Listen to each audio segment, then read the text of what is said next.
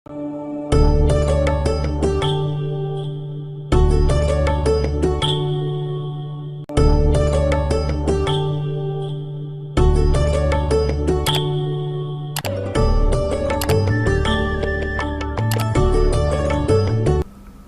देखो, एक सारा दिन मान ले न्यू करे राम राम राम राम, पहले तो राम नाम जपण का नहीं, इससे कोई लाभ नहीं होगा, मोक्ष लाभ नहीं होगा। राम का अर्थ क्या है? जैसे हम सत साहिब कहते हैं, ये सत साहिब हमारा कोई जाप का मंत्र नहीं है, ये तो हमें एक ये कोड वर्ड समझो हमारा कि हम इससे परमात्मा की याद ताज़ा करते हैं।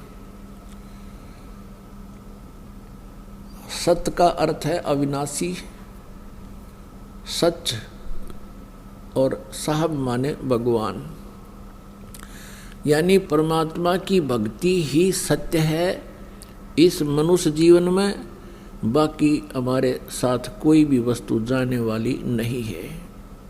तो इसका वास्तविक उद्देश्य ये होता है कि हम सच साहेब बोलते हैं, आप भी कहते हो भाई सचमुच आपके हृदय में न्यू आवे सत साहेब, तो दूसरा भी भक्त बोलेगा सत साहेब। भाव ये होना चाहिए कि ये सब जहाँ हम क्रिया कर रहे हैं ये तो हम फंस गए या मजबूरी है, लेकिन सच्चा तो भगवान ही और उसकी भक्ति ही है। ये मूल उद्देश्य, सच्चा काम तो यही है, ताकि फिर वो भक्ति याद रहे उसके।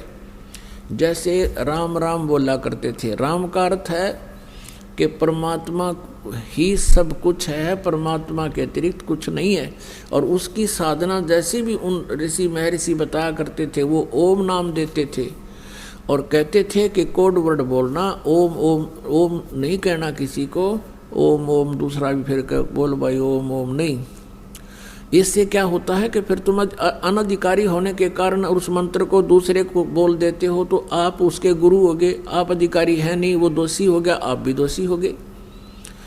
तो उसके लिए उन्होंने कोड वर्ड बनाए थे कि राम राम बोला करो। जैसे सुबह सुबह कोई व्यक्ति मिलता है एक दूसरे से, तो उनसे कहते जैसे अब हम सत साहिब बोलते हैं, पहले हम राम राम बोला करते हैं, तो सामने वाला भी कहता था राम राम। अब ना तो उस राम का बेरा, ना उस नाम का पता, हूँ राम राम जरूर कहते थे। अब ऋषि जी ओम नाम देते थे, लेकिन इसको गुप्त रखने को कहते थे कि तुम किसी को बताना नहीं है ये मंत्र, क्योंकि यदि शिष्य किसी शिष्य को ये नाम बताता है तो वो स्वयं भी दोषी हो जाता है, और कोई व्यक्ति उसके कहने से उसका जाप शुरू कर देता है तो वो भी दोषी हो जाता है। जैसे कोई नकली पासपोर्ट बनाता है, लाइसेंस बनाता है, तो दोनों दोषी हैं, वो अधिकारी नहीं। इसलिए इसको गुप्त रखा करते थे और कहते थे राम राम। राम राम का अर्थ है कि भाई भगवान गुरुदेव ने जो नाम दिया है, परमात्मा की भक्ति करते रहना, कहीं काम में कार्य के अंदर संसारी काम में भूल ना लग जावे।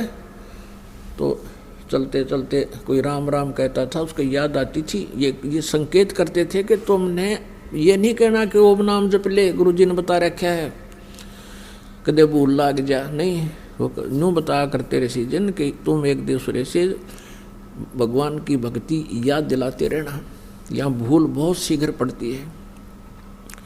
तो कहीं तुम आपस में मिलो तो बोलना राम राम, सामने वाला समझ जाएगा कि ये कह रहा है कि भक्ति ना भगवान का वो नाम जाप कर ले, कदे भूल पड़ गई हो। जैसे आप खेतों में जा रहे हैं, मजदूरी पर जा रहे हैं और अन्य किसी कामवश सफ़र कर रहे थे, पहले तो सफ़र पैदल करते थे, तो रास्ते में कोई व्यक्ति मिल जाता और उसका भूल पड़ जाती थी कोई इधर उधर के विचारों में, सामने वाला कहा करता राम राम भाई राम राम, फिर वो कहता था राम राम राम राम राम राम, ओहो कहता मैं भूल गया था भाई। अब तो वो मन आध घंटे तक फिर श्रवण होता रहा उसका, फिर भूल सी पड़े, इतने कोई फिर टकरा जा राम राम कहने वाला। तो कहने का भाव ये है कि फिर वो मंत्र याद रहते थे, वो जब भक्ति करते रहते थे। लेकिन कहते हैं राम नाम जप कर थर होई, सत्य नाम में मंत्र दोई। राम नाम जप के थिर होई, थिर सथिर माने फॉर एवर, सतलोक में रहना, फॉर एवर, यानी फिर कभी लौट कर नहीं आओगे। उसको राम नाम जप कर थिर होई, और सत नाम में है वो मंत्र दोई। ये है वो राम नाम, वो सतनाम के 2 अक्षर का ये राम नाम है। और वो राम नाम जपते थे केवल एक ओम ही। तो ये इनकम्प्लीट था, और उनकी जाप करने का तरीका भी एक मजदूर वाली कमाई थी।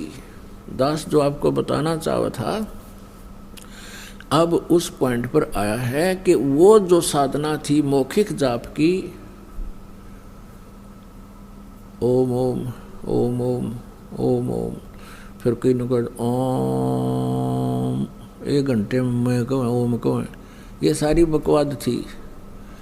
तो ये इसलिए तो वो तो 10 लाख बार मौखिक जाप करे, और एक बार श्वास वो श्वास से जो दास बतावेगा, वैसे अपने आप चाहे वो ओम वाले उपकरण भी लाग जी, उससे कोई लाभ नहीं होगा, क्योंकि उनका तो आदेश वैसे ही करना है। तुम वैसा करोगे तो वो तुम्हारे भगवान का आदेश खंडन होने से दोषी हो जाओगे।